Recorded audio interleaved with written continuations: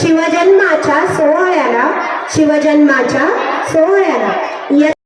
शिवराय म्हणजेच सळसळत्या रक्तात वाहणारा अखंड शौर्याचा स्रोत. शिवबा रयतेचे राजे, जाणता राजा, एक झंझावाती वादळाची रयतेच्या कल्याणकारी राजाची वाटचाल सुरू झाली ते स्वराज्य स्थापनेच्या घेतलेल्या प्रतिज्ञेपासून.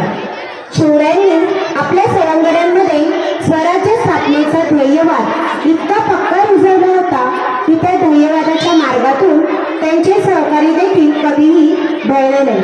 खुशीतून एक हिरा चमकला, भगवा टिळा चंदनाचा शिवनेरीवर प्रगटला.